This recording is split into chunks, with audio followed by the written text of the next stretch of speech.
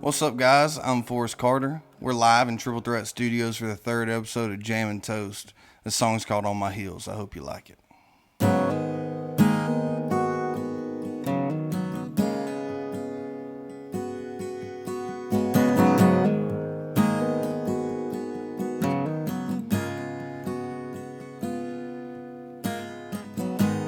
Woke up this morning at the break of dawn.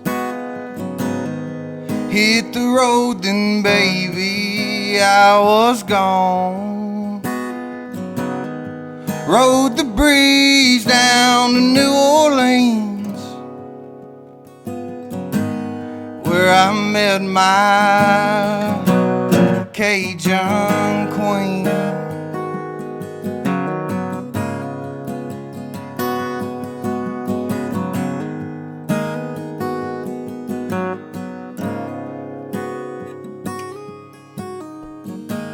Something on the bayou just ain't right. I'll make my break on this very night. Out the back and I won't leave no tracks. I'm northbound, baby, now I'm never coming back.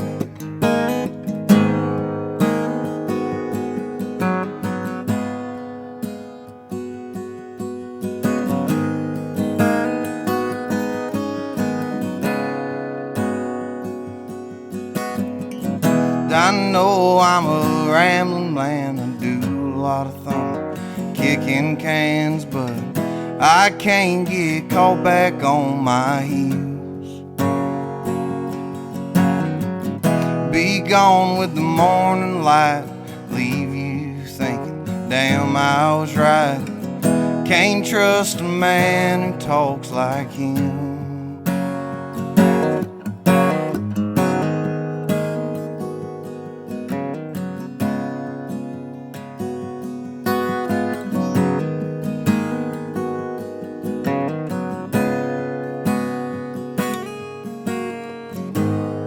Turned me loose and set me free. Bozeman, Montana is the place for me, yeah. Followed a girl down a winding road. I met the devil and I sold my soul.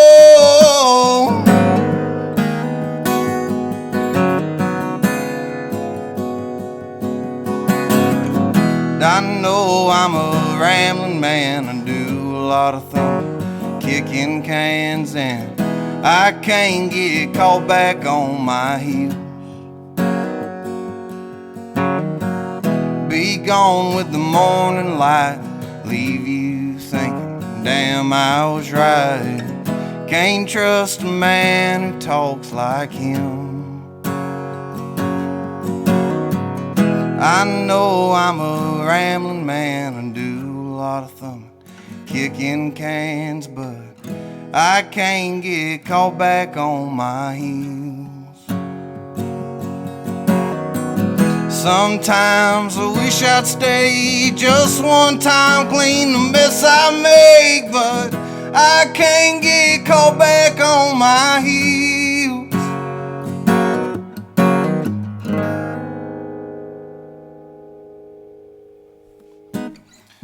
Yeah, that's On My Heels.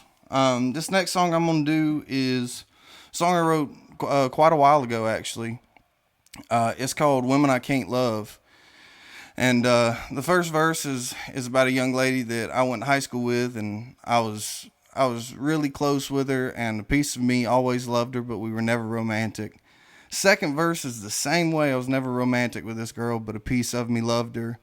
So I wrote this song, and then in the third verse, I talk about my fiance, Sarah, and things have changed since then.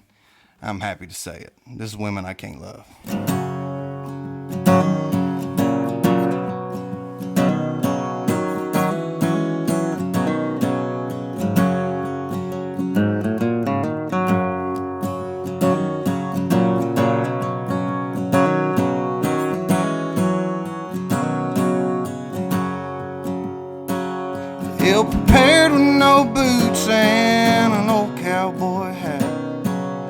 stole from a buddy of mine. Well, I saw you right there dancing all by your lonesome. I swore that you were holding all time. And I got one dance before we were gone, and I told you, baby, I'm fine. Me and you both knew that was the last time we'd ever dance by the fire.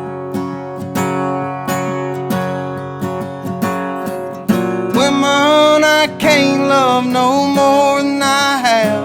Oh Lord, please help me to understand why they keep rolling like a runaway train. And I'm left here just waiting on rain, cause misery in the eye of the storm lets me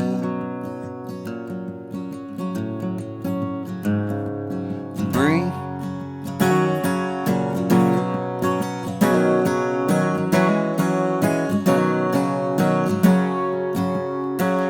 Well, I saw you from damn near half across the nation, and I knew that I wanted your love. You danced and you sang with the heart of a child, so pure like a white lonesome dove. I knew that I could not keep you forever, cause the pull of things unknown. I wanted to see all the beauty you could, Lord, and I would just be gone. And all them women I can't love no more than I have. Oh Lord, please help me to understand why they keep rolling like a runaway train. And I'm left here just waiting on rain, cause misery in the eye of the storm lets me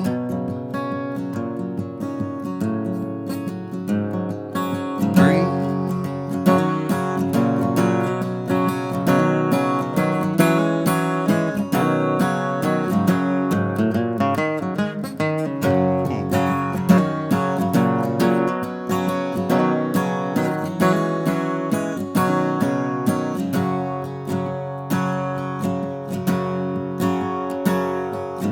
Dark raven hair and a glaze in your eye.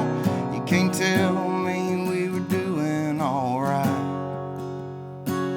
By the way we were living and the way we would die, Lord, I knew you'd be my wife. And all them women I can't love no more than I have. Oh Lord, I reckon I understand why they kept rolling like runaway trains, while I was left here waiting on rain, cause misery in the eye of them storms led me.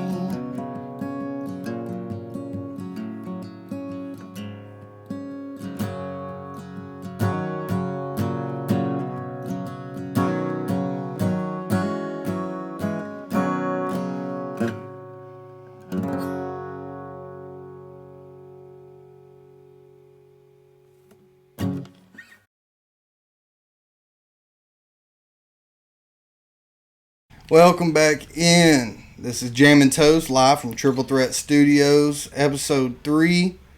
And I got the big boy chair. He's in the big boy chair. This is my brainchild, but I'm also an artist, so I wanted to utilize my co-host over here to interview me and get this free press, baby. That's what we're looking for. That is what we're looking for. So you just heard my jam. That was On My Heels and Women I Can't Love. I think we're about to get toasted. You got that little dibberoonie pen? I found her. The dipperoonie pen. I'll get it preheated for you so it's nice and Yeah, that's what I need right there is a preheated dipperoo. There you go. All right. May your children have wealthy parents. Amen. Toast to that. That's a good one. I do like it. I have not heard that before. Did you come up with that? No, a good buddy of mine said it to me not too long ago. Just like a couple minutes ago or something? Yeah, it was crazy. Pretty recent, actually. Funny that you mentioned it that way. That's crazy. All right. Like I said, I'm toasted, and this is Forrest Carter on Jam&Toast. Here we go. So we have spent a lot of time together here, Triple Threat. Indeed. Just the last year, but both those songs are songs you did write by yourself kind of before we were living together. Tell me a little bit about On My Heels, because I know it's got some gems hidden in there. Yeah, On My Heels is I really don't know what inspired the song, but I wrote it one night, and I was just sharing earlier that it was a song that I didn't write down. I did that a lot early, where I wrote a song, and I guess I just didn't feel like it was worth anybody hearing, so I wouldn't write it down. But luckily, a friend of mine, Evan Henley, shout out, took a Snapchat video of me playing that song for him one night, and luckily it had a part of the song that I could not remember, and I was able to rewrite it when I got up here. But there were shouts out to Merle in there. You didn't write it down and forgot about it completely, and a Snapchat. That's right. Like a 10-second Snapchat. Yeah. Hell yeah. That's what jogged the memory on it, and I guess it just made me think, oh, you know what? I'm doing the damn thing now. I'm writing my songs down now, you know. Yeah. I should go back and write that one down. And I did, and yeah, so, you know, kicking my can along the road. This is a shout out to Merle, and Turn Me Loose and Set Me Free. It's a song that I think resonates with a lot of rambling men, and my heroes have always been rambling men. Yeah. And cowboys. Or cowboys, that's right. That's the way to be. Go hand in hand. Yeah, normally they're the same guy, no doubt. But yeah, I guess I kind of idolize that, but I think there's a flip side to the coin that people don't talk a lot about in Ramblin' Man songs, and there's they're a dime a dozen. They're out there. But the flip side is, you know, sometimes you look back on your history and you kind of think, man, I wish I would have cleaned that up and stood tall like the way I should have done instead of just listening to myself. So that's kind of what I wrote that song about. Man, that's an incredible song to come out of a 10-second Snapchat video. Yeah. Like, you had never written down. That's a cool story behind a song that is powerful and written beautifully. I appreciate lyrically. it. I do. Means a lot coming from you fellers that y'all like the song. I like y'all's songs. Right afterward, and this wasn't caught on camera, but I asked you, I told you rather, that On My Heels was a song I wish I wrote on a long list of stuff, you know, that, I mean, you're included with people like Merle Haggard and Sturgill Simpson and Tyler Childers of songs I wish I wrote. And you're on that list, man. That's crazy to say. Man, I got to say, you got a couple of them on my list as I well. appreciate it, man. But yeah, I'm real proud of that one. And I hope it resonates with more than just people I call my friends, just rambling men. I hope it resonates for everybody that, you know, the looking back and taking personal responsibility for the decisions you make. I think that's important. I think everybody, even if they are or not, looks up to some rambling men in like some Fair. form. So it resonates with me. It'll resonate with people for sure. I know it will. I hope so, man. Yeah.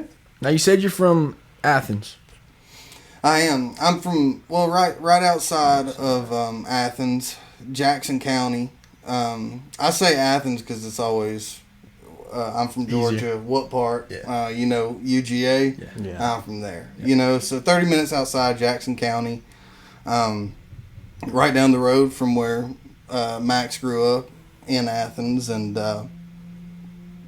I guess a lot of our hometown influences are sort of the same. Mm-hmm. Right down the road from us was Jefferson. We've seen a lot of people come out of Jefferson. Brantley Gilbert and Corey Smith and Kind of I'm Colt missing a couple. Ford Colt even. Ford, yeah. That's what I was kind of touching on is like being from Georgia. I know like people talk about Texas country, and that is its own sound, and a lot of people coming out of Texas have like a certain way of of making country music. And like, what influence do you think Georgia had on your songwriting, or maybe just your background growing up in Georgia? Like, Yeah, I think there's a lot of really strong country acts that have come out of Georgia, and I wouldn't even go as far to say that a lot of them influenced me.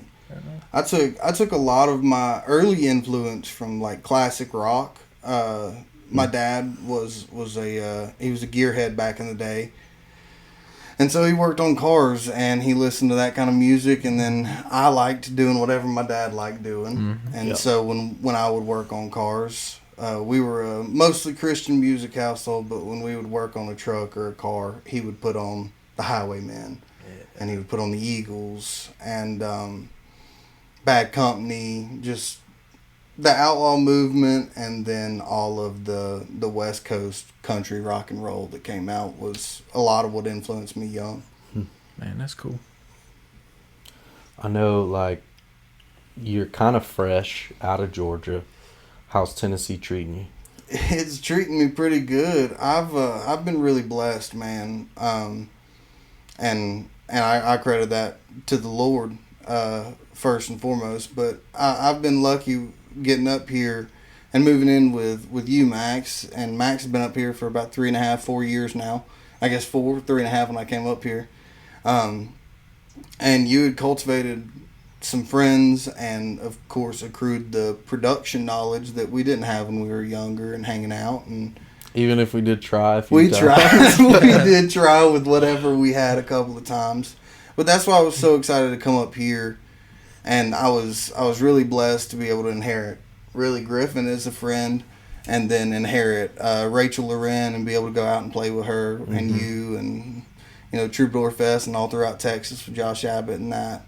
That was a blast, dog. Awesome experience. Crazy that it was like my 5th, 6th, and 7th show was opening for Josh Abbott band. So I've been blessed since I came up here, man. I'm having a blast, but I miss my family. I miss Georgia, but having a good time up here. I know you are close with your sister, like everybody. I guess I had a brother, and we're close. Right. But y'all got a different bond, and now that she's married, she's got a little kid. I know you miss her. Yeah, I do. It's the kid, my parents and my sister, I think they could get over missing me so bad, but Emma doesn't understand, so I do hate being so far away. But one day, we'll be fucking rock stars, and we won't have to worry about that anymore. There you go. I'll hit that PJ on back home. When did you know you wanted to move to Nashville? I mean, how long have you been writing songs, and when did you know you wanted to kind of like really do it? Yeah, so I learned to play guitar when I was young. When I was like 5, I learned like G, C, and D, right? And E minor, and I could play those things, and never really. The C and D are tough though, dude. The G and E minor. G, E minor, super early picking those up. I think I struggled most with the C. That configuration was tough for me for sure. I got short little fat fingers. I'm still figuring it out. We'll get there though. Yeah, I still can't play a C very effectively, but no, so early on I didn't really dive into guitar. I played around the church. My dad was a pastor, and my mom was a choir director. So I played with the church, and that was kind of how I got my musical kicks. And then I started hanging out with this sumbitch over here, and he was playing the guitar like I had never seen in person. And honestly, just different stuff. And I was like, man, I would like to play guitar like that instead of like I play. So would you go as far to say that Max Woolery is your hero? I would, I would say something along those lines. No, Max has been a huge influence on absolutely my guitar playing ability and songwriting for that matter. I really didn't write songs until I guess it was about 2018. I started writing songs, and And it was probably 2020 before I was like, hey, some of these are okay. Yeah. And then I, started talking to Max, and I helped Max move up here when he came up here. And I think basically since then I was like, I'm going to go up there. That's awesome, man. I'm going to go up there. So it took some coercing, but I got up here. You can't visit here as a musician that like actually wants to do it and not want to stay. Oh, yeah, it's tough. To have to go back is... It is. It's just, I think it's like-minded people. I think that's what it narrows down to, is that you just got a load of like-minded people around here that happen to care about the same stuff that you care about, and that's huge. That's what was so alluring for me. For sure. You gave us a good insight to Women I Can't Love when you played it earlier, but tell us something you didn't tell us earlier. All right. Yeah, I got that song's really, really personal. I think the early songs that I wrote were really, really personal because I didn't know how to like fabricate emotion at all. And so I think I had to live a little bit, and I've gotten better at that. But that one's really personal. The first verse, these are 3 verses about 3 different women. Player, boy. Yeah, that's what they say. No, and like I said in the jam, I wasn't romantic. I wasn't romantic with either one of the women that the first 2 verses are about, and the third verse is of course about Sarah, my fiance, and I don't know. I guess I could tell you. I've got a picture of the first verse. The night that it happened, I've got a picture of that young lady, and she's wearing tennis shoes because she was ill-prepared with no boots, and she's wearing a cowboy hat that she stole from my buddy Preston. Papa, shout out. What's up, Pat?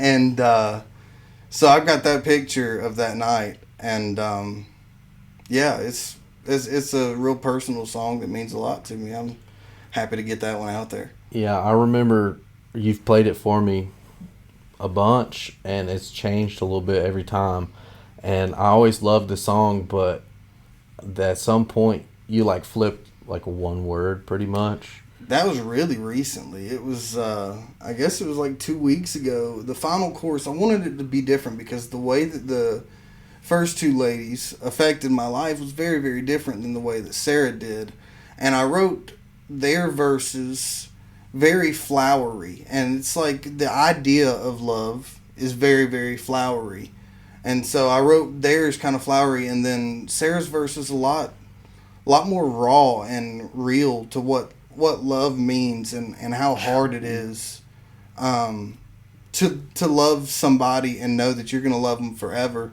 and you got to love them how they are, where they are, all the time, and that feeling is raw, and it's not flowery, and it's not pretty all the time. And so I wrote that verse, and I wanted the last chorus to stand out a little differently, and so I just tweaked a couple of minor words that I never would have thought to tweak, and it just came to me that day. Yeah. I love hearing stuff where you can hear it 100 times and get something new out of it every time. I like movies like that too, where you can watch it as many times as possible and still see something new, and that's one of them, dude, because I had never really heard that explanation. I'd heard the song 50 times or so, and like hearing it today after you gave that quick explanation, and then even now talking about how the first 2 verses are about how love looks flowery, and then the third one is real and raw. That's fucking cool, man. Yeah, man, it means a lot to me. I find that those are the songs that like I want to play out, is the ones that I give a shit about it. It's still raw, and it's funny. Not too long ago at the Nail, we were playing at the Rusty Nail, and I felt like I had played a lot of the same stuff, so I was like, I'm going to dig a little deeper in the bag and grab some old songs that these guys really hadn't heard much of, maybe Max, but, and I played them, and one of them was about a girl that broke up with me, and I hadn't thought about her in years, and the emotion in the song was so raw that I was sending vocals that I didn't normally send. I was feeling that song, and so I think that has something. I think it speaks to like Oliver Anthony's blow up, that Richmond north of Richmond, and even the whole of the red dirt movement that we're seeing in country, I think speaks a lot to the fact that people want emotion. They want pure. They want raw. Yeah. Not everybody's partying on the back of a tailgate in a parking lot all the time, and that's what kind of pushed. But, Yeah, no, that's not country living. I don't feel like that's. Ooh, Corey Smith, new song, "Country Way of Living." Check it out. Great way. Well, it is a great way to live, but it's also a great song. Yeah, Corey's that guy. I love Corey Smith. Yeah. Similar early influences as you. I just didn't dive into the guitar parts. I loved his lyricism. Mm-hmm. He was always had a special way of putting stuff. If you could be nasty at one instrument tomorrow, like that, you don't have to put in your 10,000 hours. I'm talking like Max Woolery on the guitar. No. Top of the field, nasty. Top of the field, nasty. Top of the field, nasty. People know your name, no matter what you're playing. You playing the triangle, people know who Forrest Carter is. I've got a serviceable bass on guitar, so I'm not going to go guitar, even though it would be sick. But I've already put some hours in there, so I'll go ahead and take the free on the multi-instrumentalist. I'm torn between bass, keys, or mandolin. I'd probably go keys because I feel like if you're a master at keys, you have a different understanding of musical acuity. Music, bro. Yeah, and I think it'd be cool to know the inversions on piano and other stringed instruments so that I could, with that knowledge, gain knowledge on the instrument I already play. Yeah. I think I'd go keys. That's sick. I think keys would be mine too. What would yours be? Guitar. Yeah. Yeah. I guess that was probably even though you're like halfway there already, you wouldn't go ahead and get crazy good at something else and be like, I'm still working on my guitar. Shit. No, in this hypothetical that's a good way to think about it. Scenario where tomorrow. No, guitar. Yeah, I mean, should you if you're gonna go keys, I'll go bass, and let's have a sick fucking band tomorrow. Let's do it tomorrow, dude. We're gonna be sick tomorrow. Yeah, you bring your keyboard tomorrow, okay? Yeah, I got a little one. I got like an 8-inch keyboard. Hey, if you're the master, you can make 8 inches work. Wolfgang, oh god. Oh man. I think it's time for a little more of this. We got no idea on the time right now, fellas. What do we think we're at? I think we're doing pretty good. I do appreciate a little switch up in the room. I got to sit in the big boy chair today. Big boy chair. It feels great. Griffin has just been confined over here. Here I am. In the corner. Griffin will be our fill-in co-host. You never know when you might see Griffin Dunn. Honorary captain. Honorary captain. I'll take the title. Hey, I got one more question for you. What's I mentioned earlier that On My Heels was one I wish I wrote. If you could give me a song or a couple songs, or maybe an artist whose catalog you wish you wrote. Ooh, buddy. Give me a song and then give me an artist that, like everything they put out to you is something you could put out. All right. My song. Oh no, man! You got me in a conundrum there. Let me give you the artist first. Do that. I think Jason Isbell. That's a good pick. And just in this fantasy land, that extends to his time with the Drive-By Truckers. Thank you. And then... Imagine having his bag. Like, how he can write a song and he's a tone the way he monster, plays. dude. Yeah. Like, he's got the tones, cuz... So, yeah, Jason Isbell would be my artist, and then my song would probably be, you know what? I'm going to throw it back, be simple, and make my grandmama smile. Blue Eyes Crying in the Rain is one of the most beautiful songs ever written, and it's because it's simple and beautiful that makes it. That's one of my dad's favorite songs of all time. Yep. It's up there for me as well. Yeah. You know, it's not one that I'm throwing on my playlist all the time, but anytime I get to hear it, it's a pretty damn good day. Mm-hmm. Pretty good day. All right. Well, I think that's about our time there. Episode 3, baby. Episode 3 coming at you live. Stay tuned. I believe after this episode, we have Miss Delaney Ram still coming on. Whew. And then not too long after her, we have Ms. Rachel Loren. You've heard us talk about her if you're a serial watcher of Jam&Toasts.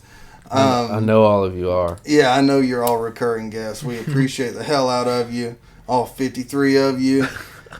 We appreciate your time. I think your mom watched twice, dude. Yeah, you're So right. 51. All 50 of you. I think your mom might have watched She it. probably did. So we'll call it a day on that. This is Jam&Toast. I'm Forrest Carter. This is Griffin Dunn. Max Woolery. We'll see you next time. Yes, sir.